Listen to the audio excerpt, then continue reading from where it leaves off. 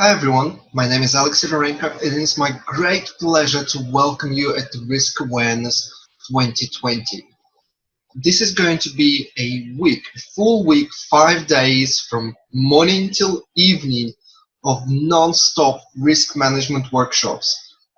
Practical sessions, simulations, demonstrations on some of the best approaches, techniques, and methodologies in risk-based decision-making, on quantitative risk analysis, on behavioral economics, and everything we as decision makers or risk practitioners need to know to take full advantage of risk management in our day-to-day lives.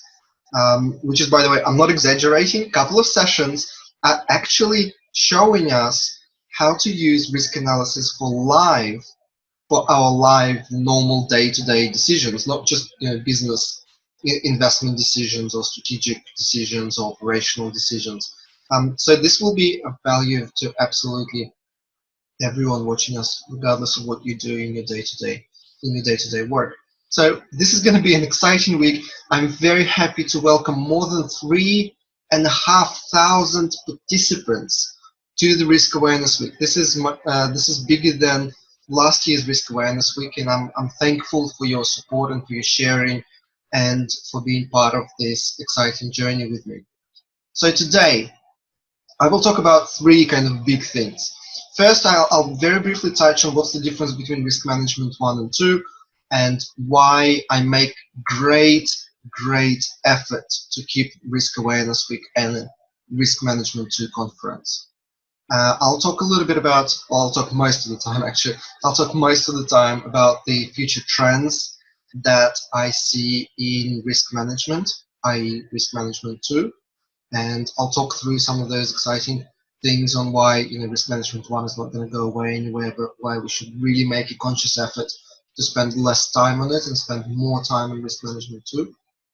I'll talk about one of my favorite things, which is called F of X instead of X. And if any of you followed me on LinkedIn, you see that I use this comment, this phrase quite often, and it actually has a very deep meaning behind it, and it's important to kind of to get it across. I'll talk a little bit about why the idea that many standards and many organizations promote of having a single enterprise-wide approach to risk management is fraudulent at best, and it's absolute nonsense at any other time. I'll talk a little bit about why Monte-Carlo is is the golden standard of risk analysis in our current world, and I'll talk a little bit about some of the amazing trends that I'm seeing, which is crowdsourcing risk information. I mean, that is just amazing. And I'll talk about how we can make uncertainty live and why it's so important for decision making. And of course, I'll finish up with the important role culture and psychology plays in proper decision making and in proper risk-based decision making. And then I'll finish up with some important rules for Risk Awareness 2020 on how you can take the most advantage of this week. So first, let me start by kind of setting the context. And if you've read our free risk management book, which is, by the way, #1 in the world and has more than 120, 130,000 downloads in two languages. If you want to find it, just Google free risk management book, and it's #1. Or if you followed any of my publications in LinkedIn or other social media, you know that I often use phrases risk management 1, risk management 2. And it's important to set the context because you will soon understand that this conference, this collection of workshops and learning opportunities is all about risk management too. And I wanted to quickly distinguish between the two. I mean, the distinction is kind of artificial. I made it up based on some comments that Mark Powell, one of the speakers, Hans Liesel, one of the speakers, Norman Marks, one of the speakers, were making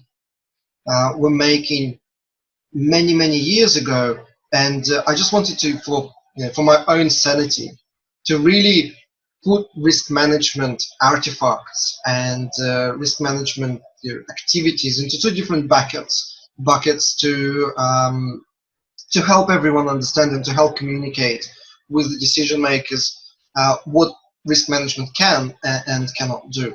And so there are two buckets, and I want you to write in the comments below which one do you think is risk management 1 and which one do you think is risk management 2. So there's left and right, and do write in the comments below this video which one you think is equivalent to risk management 1.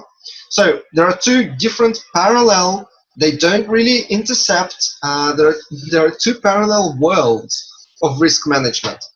One is relatively recent, it's barely 40 years old. It's promoted by risk management associations, institutes, consultants, Big Four auditors, Institute of Internal Auditors. When you start digging deeper, you find that normally these practices are documented in what is called global best practices or risk management standards, and many books written by usually retired risk professionals, or even worse, internal auditors. And ironically, not every single book written by retired risk managers or internal auditors is fallen into this category. There are some very good books as well, but majority of the information comes from someone's kind of perception of their career in risk.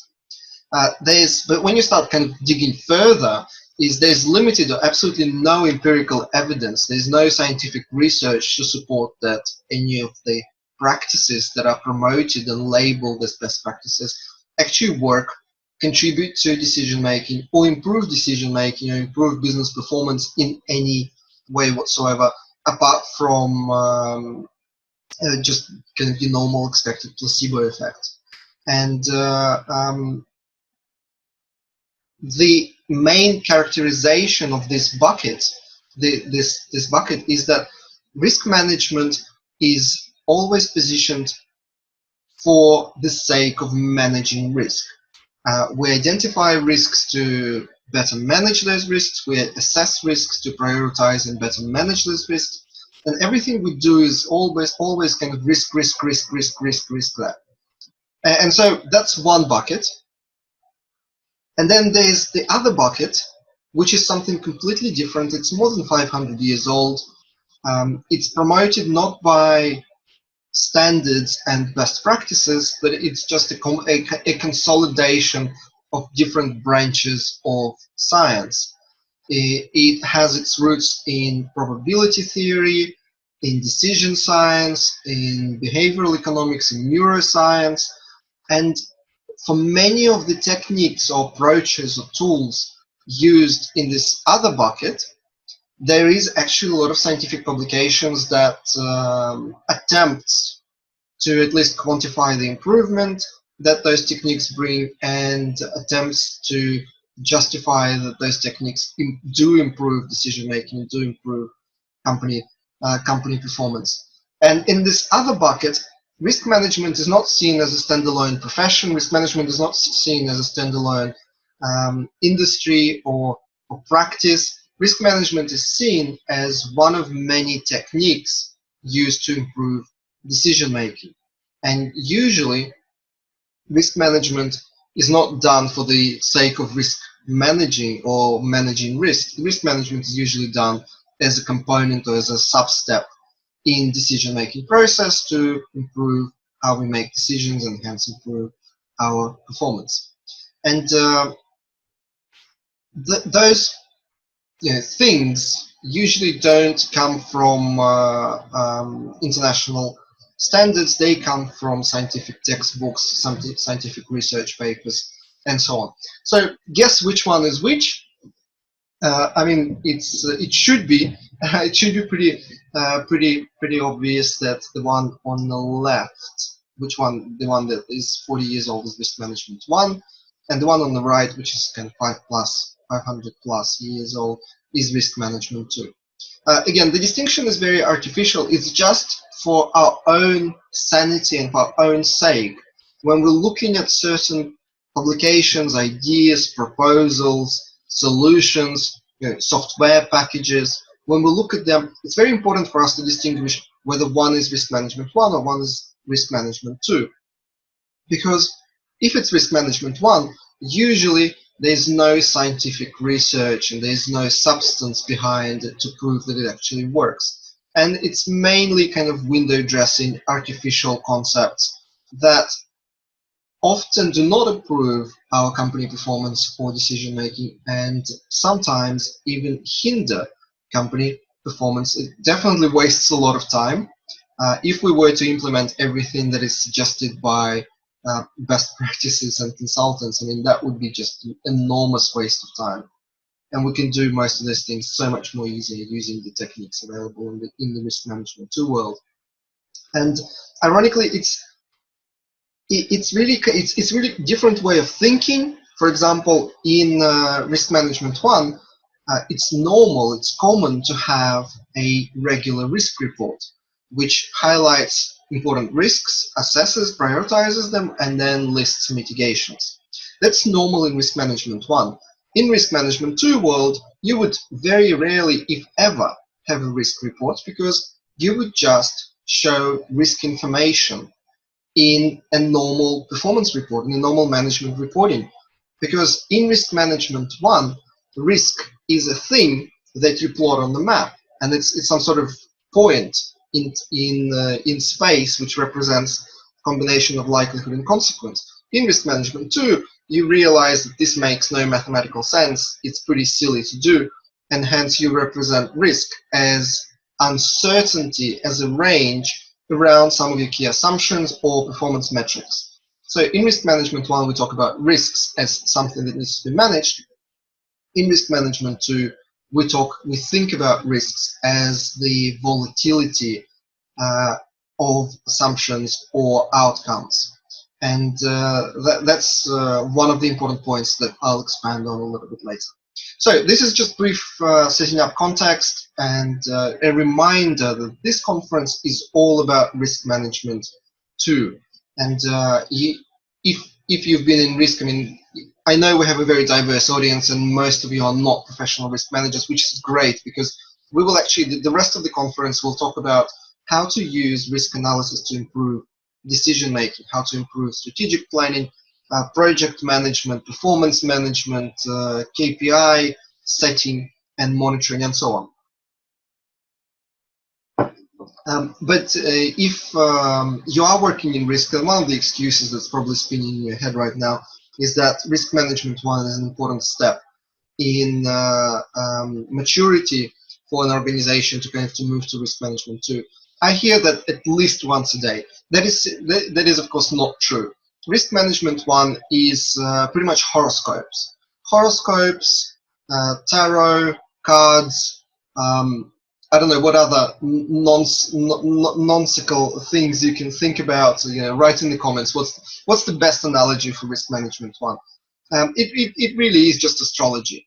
And no, to do astronomy, you do not need to first get really good at astrology. I'm sorry to disappoint you. And no, risk management 1 is not a immature risk management. It is simply wrong. It's nonsense. And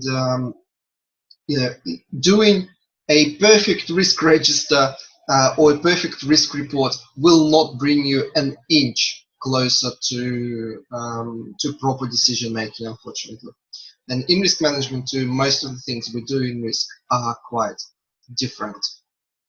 So, a few trends, messages, points I want to make during this conference, and you will hear a lot of workshops, a lot of information, valuable information during the actual week.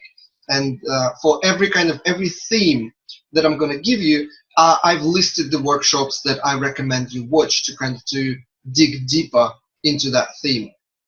So the first theme is kind of picking up on my introduction of risk management 1 and 2. Risk management 1 is astrology, it's window dressing. There's no substance. It doesn't help. It probably hinders proper decision making. But unfortunately, it's not going to go away. The regulators are asking for it. Rating agencies are asking for it. Um, Banks are asking for it. Uh, Sometimes even shareholders ask for a visibility of risk management instead of showing and discussing real how risks really affect important decisions. So risk management one is highly unlikely to go away, and we just need to kind of embrace the fact that we need some sort of window dressing for our risk management activities, and we need to spend as little time as possible on doing this window dressing. And so my general rule in life is 10% risk management one, 90% risk management two. 10% I will do some sort of window dressing, and then 90% I will actually try and apply proper quantitative risk analysis techniques to decision making. And there are many amazing speakers during the Risk Awareness Week that you can watch that kind of provide a lot of evidence, provide suggestions on how to move from risk management one to risk management two. And just to highlight a few, Mark Powell, he's an engineer, mathematician. He's actually doing a step-by-step demonstration on why um, using a risk matrix, which is one of the most common techniques in risk management one, why using a risk matrix makes absolutely no sense, and what's the better alternative. And there are many amazing workshops that talk and kind of set the context, really help you shift your mind from risk management one to risk management two. Because the biggest challenge, the techniques, the actual tools are not that difficult in risk management two. The biggest challenge is to shift your mind that you will stop talking about risks and start talking about how risks affect something else. And this brings me to my next point, which is, in my mind, this is the biggest, most important point that we need to move towards if we really want to improve how our risk management supports decision making.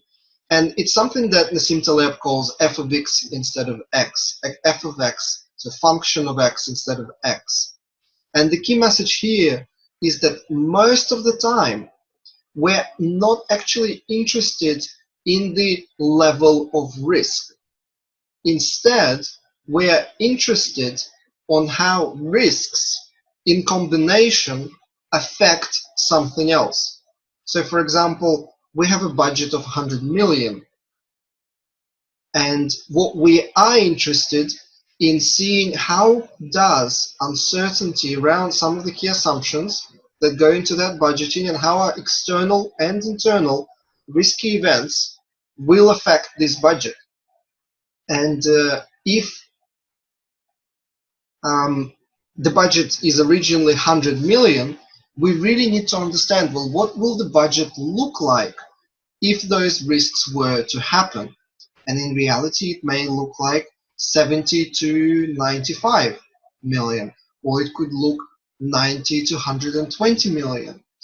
Whatever that kind of final look of the budget is, with risks incorporated, that's what would be very valuable for the decision makers.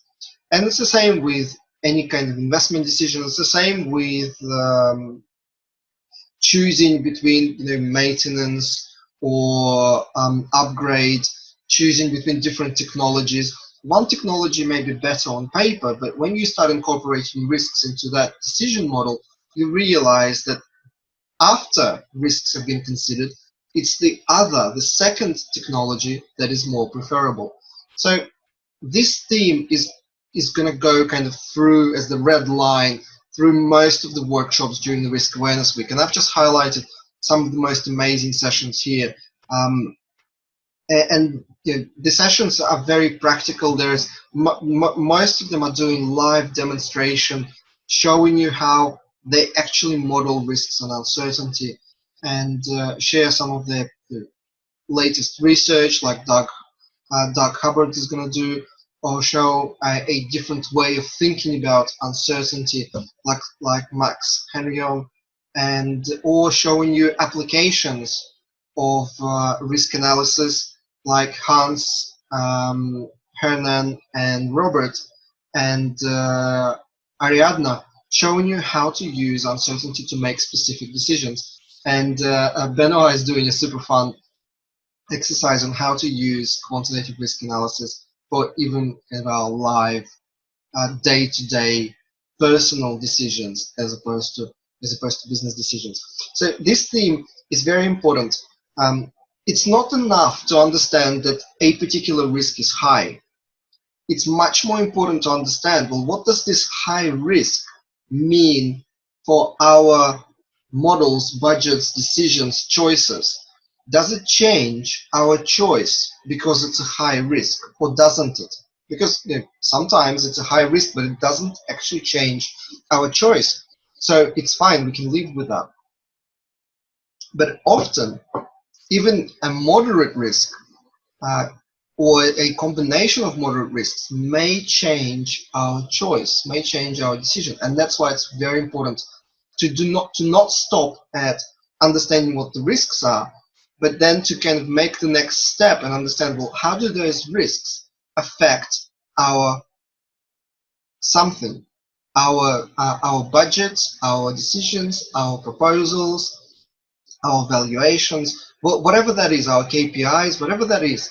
It's much more important to quantify f of x than just x. Then the next point that I wanted to highlight and will be reinforced throughout the conference is that this idea of ERM, that we can have a single enterprise-wide methodology for different kinds of risks, it's absolutely nonsensical. I don't know if that's such a word, nonsensical. That's what I'm trying to say. It's absolute rubbish that we're trying to apply some sort of simplistic qualitative methodology to aggregate the risks across the organization. The only way we can really aggregate different kinds of risks is to simulate f of x, and that's a completely different set of steps than you would read in any risk management standard on the planet. It's not about identify risks, assess, find mitigations, report and monitor. That process that is described in every single standard, every single publication, and every single best practice is completely flawed. Risk management is not about identifying, assessing, and mitigating risks. It's not how it works. It's about seeing how uncertainty affects assumptions, simulating what will happen if those risk events or that uncertainty eventuated, and then changing the models, the decisions, the budgets, the performance targets, and so on. So we have a number of sessions that show you different aspects of proper step-by-step approach to incorporating risks into decision making. And probably one of the best sessions was by Brian Putt, who will literally take you step by step through the whole decision science, or through most of the decision quality framework, and will highlight how there are actually many more other steps that are not even mentioned in risk management standards that are required to make a quality decision. And then other speakers will show you how to apply different other concepts, again, that are never even mentioned in risk management standards, that are absolutely crucial to proper risk-based decision making.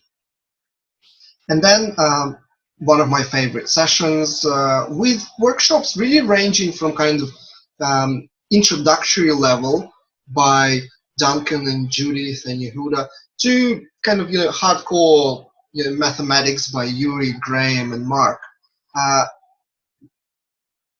That's a very valuable set of workshops where we will talk about why Monte Carlo is kind of de facto the golden standard of risk analysis, and why if we truly want to make sense of uncertainty, we have to quantify how that uncertainty affects our decisions, our targets, our KPIs. And the most sensible way to do that is by running a simulation that uses, for example, the Monte Carlo method. So this is very important, and an alternative to what you would normally consider risk management techniques, which is trying to multiply likelihood and impact and deriving a risk level that you just plot on the map, which of course doesn't really help the decision makers and adds so much error to the output that it should not be relied on for any kind of sensible decision ever. And then this is a new theme. That's something that I've discovered as I was preparing for the Risk Awareness Week, and something that really excites me.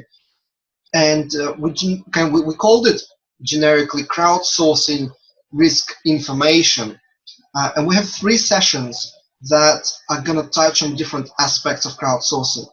So Marisha is going to start talking about, well, how can we crowdsource risk identification, and that's pretty exciting stuff. I mean, with so many people so much closer to the decisions every day, that it is insane to try and capture all of the risks during workshop somewhere in the head office.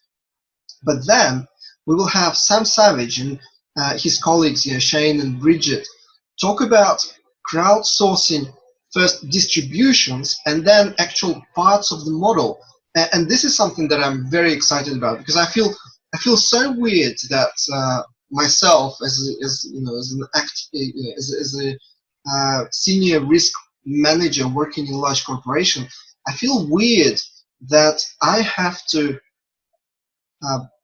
determine a distribution of foreign exchange or interest rates, and then every one of my friends, other CROs, they have to do exactly the same. And thank God we actually talk to one another behind the scenes. But imagine if you didn't. Imagine if every single organization had to come up with their own distribution for foreign exchange or interest rates. That is so weird. Why wouldn't we just borrow distributions from other institutes or organizations that have been doing it and validating it and backtesting it for years? I mean, this is what many organizations in the US are doing.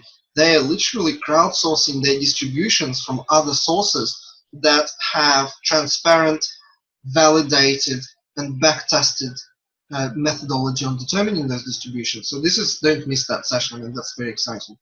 And then Bridget is going to bring kind of a new, even bigger concept of crowdsourcing the whole parts of the model, or whole models, where you can, by using a single consistent standard of stochastic risk analysis called SIPS, you can actually bring other models inside your model to improve your decision making, which is absolutely brilliant.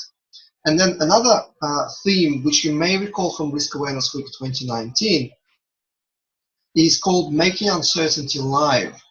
And this is, again, a very important technique to improve the conversation between the risk professionals and the decision makers. We no longer have to run the simulation, show the results, receive questions, go away for a week, rerun simulations, test hypotheses, and then come back again when everybody forgot about it. We can actually make uncertainty live. We can resimulate thousands of Monte Carlo trials instantaneous using free software, using normal Excel, which is absolutely amazing. So, or using Analytica, which is absolutely amazing. So there are tools available to us that allow us to make uncertainty instantaneous. We can simulate what f of x will look like immediately to show the decision makers, well, if they change an assumption, how will that affect the decision? Or if they think there's another risk that was not incorporated into the model, they can add it and see how that affects the decision. And then, of course, the final important message. Culture still eats risk management for breakfast, and it always will. I mean, if that was one surprise for me when I started working full time as the risk manager again, this was it's just that you can apply some of the best quantitative risk analysis techniques. You can try and introduce the best decision quality frameworks you can find, and then at the end of the day, decision makers are still people, and they will see, interpret, and act on your information in the ways that are so unpredictable and bizarre that it's really important for anyone working in risk to understand the kind of the psychology of risk taking. And for every decision maker, it's important to understand the psychology of risk taking, because decision makers, you feel like you've accounted for risk. You feel that you've given it sufficient thought, but you really haven't. And Kurt is doing an amazing session on why we continue to make dumb decisions.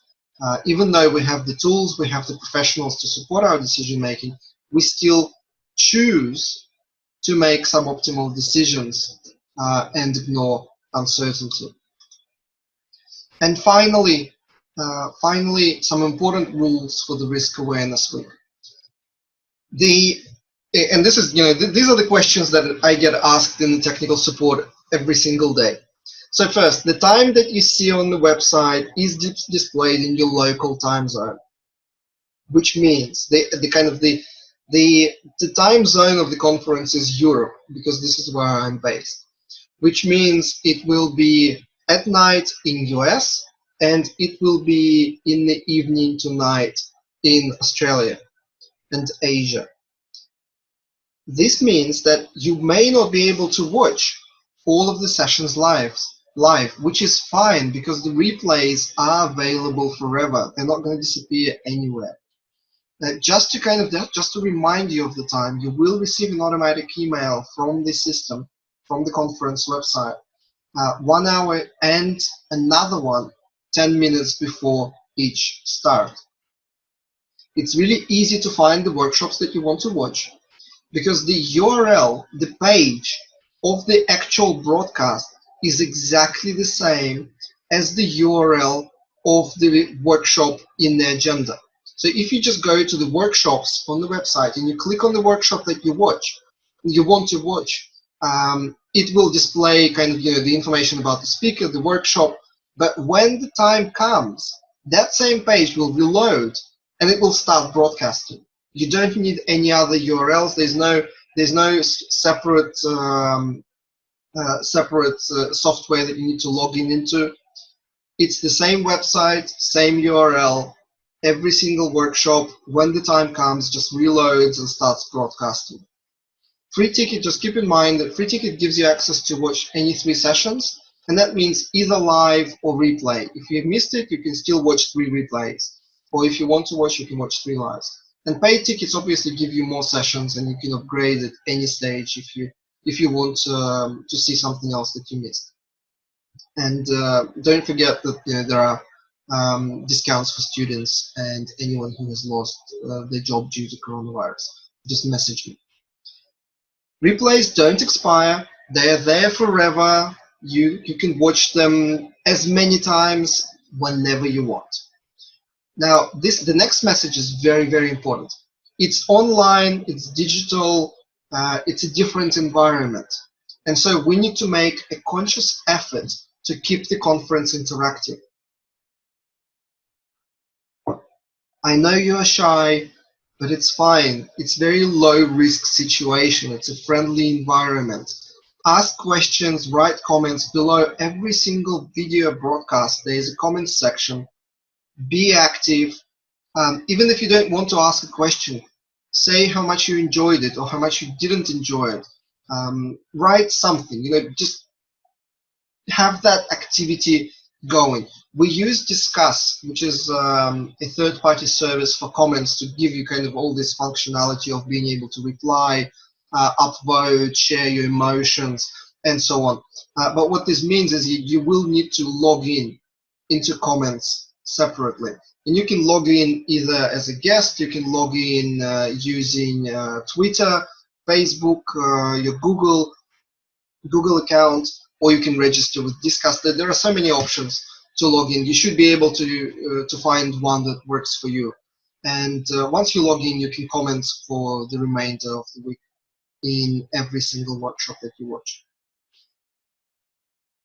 This conference is not a secret. We have more than 3,500 participants.